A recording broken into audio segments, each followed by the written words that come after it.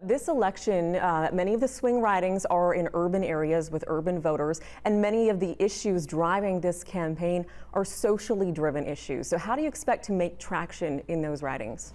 It's a good point. And of course, the resource-related issues. So you're blowing an even bigger hole in the budget deficit than the NDP. With these money promises to voters. Will that not come as a surprise to hear the fiscally prudent party basically toss out the deficit and say that doesn't matter?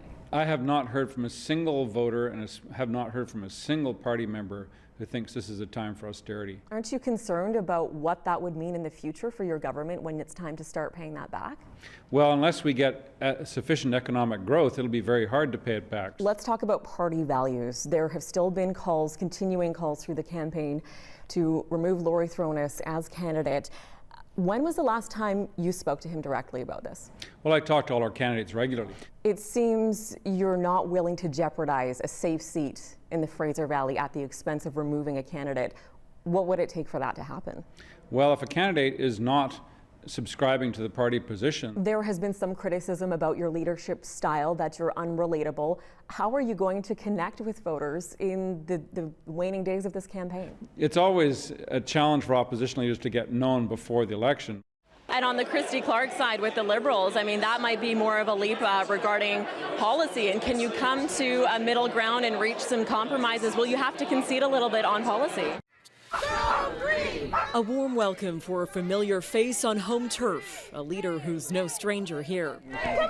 Boarding a biodiesel bus, Elizabeth May embarked on a campaign blitz across Vancouver Island, hitting all 7 ridings in 2 days. Thank you for your support. It means Honored a lot. to see you here. Oh, The Greens have stalled in the polls over the course of the campaign, but the party is still poised for potential gains on the West Coast and the East Coast. we're in winning position in ridings across the country that in the past we wouldn't have thought was even remotely possible.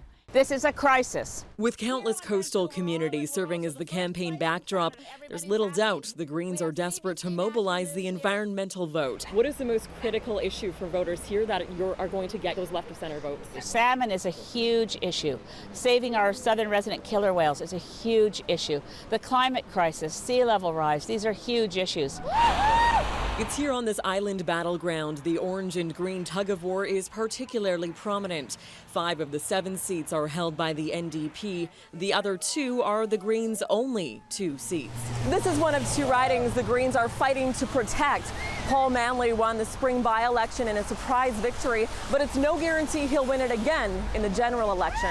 How critical is it that you hang on to this seat? Well, we need more Greens in the House of Commons. We need a conscience in the House of Commons. I'm the one that's going to make sure we don't elect a Conservative in this riding.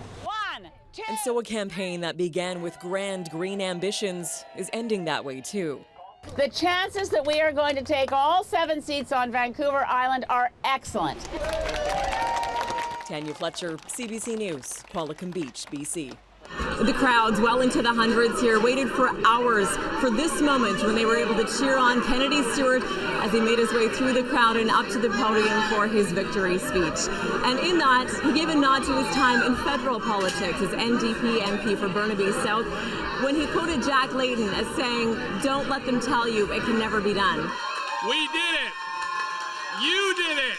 You did it! He then went on to outline some of the challenges Vancouver is still facing and will continue to face in the years to come under his leadership.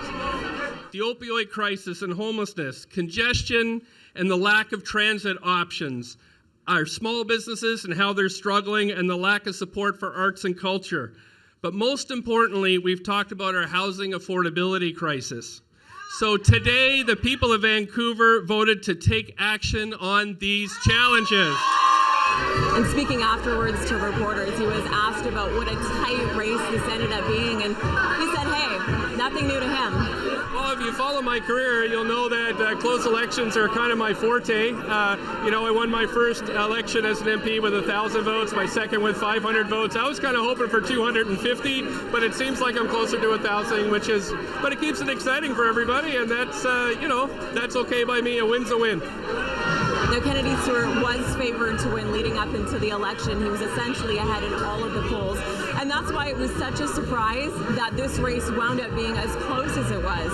And arguably in this campaign, he did have the biggest name recognition. You may recall photos and video of him being arrested up on Burnaby Mountain alongside Green Party leader Elizabeth May during the Kinder Morgan protest.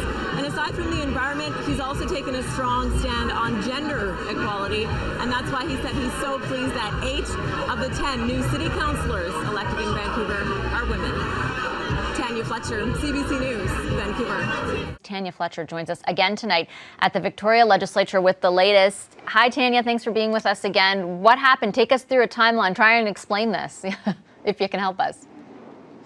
Another dramatic day here at the BC Legislature. It all started early this morning when Liberal leader Andrew Wilkinson called what was supposed to be a 9:30 a.m. press conference about ride-hailing. So we all showed up and were immediately handed these papers.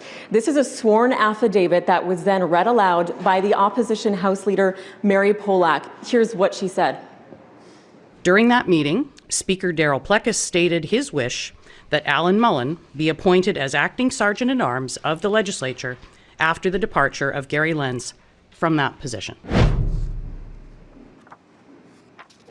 So you heard her talk about during that meeting. She's referring to a meeting on Monday. That was the day before we learned about all of these suspensions. A meeting between herself, the other House leaders, and the Speaker himself, in which, as you heard her say there, the Speaker requested that his special advisor, and now we've learned longtime friend, he requested that he replace the Sergeant-at-Arms who had been suspended and that he be put into that role immediately. Well, Polak herself and the other House leaders immediately rejected that request. They said, no, that is absolutely not appropriate.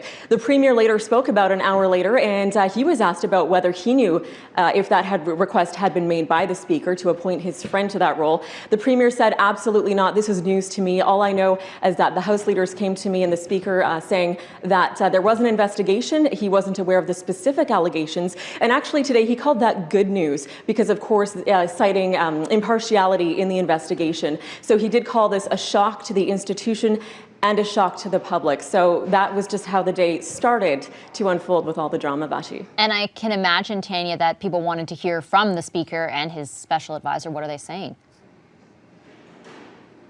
Yeah, so right after the Premier spoke, we were told that the Speaker himself, Darryl Plecas, who's been key to all of this, was actually going to address the media and provide comment. Well, right before that was supposed to happen, that was suddenly canceled. So we were actually all standing, camped out in this hall for about an hour, waiting to find out whether they were going to come out at all, either of them, either the Speaker himself or his special advisor, political aide. In the end, the political aide, the special advisor, Alan Mullen, did come out. He spoke for all of 19 seconds. Here's the entirety of what he said. I am confirming that the Speaker has requested a second special advisor to advise on all things legal. The second special advisor is the Honourable Justice Wally Opal. We could not be more honoured and pleased that Justice Opal has agreed to come on as second special advisor, and we look forward to meeting with him tomorrow morning. That'll be it. Thank you. So he himself, Mullen, now announced a special advisor similar to his own role. And Wally Opal may be a familiar name. He's former Attorney General, so certainly a big name coming in, being brought on board by the Speaker to be a second special advisor. So now we have not only 2 special advisors, but also 2 special prosecutors, as announced by the BC Prosecution Service yesterday. And the irony perhaps in all of this, Vashi, is that the only man who was granted authority, the only official to speak on all of this, Alan Mullen, as you just heard there, has suddenly himself become the center of all of this controversy. Oh my goodness, I don't even know how to make sense of it all. Thank you. Wild days at the BC Legislature. That's the CBC's Tanya Fletcher for us in Victoria.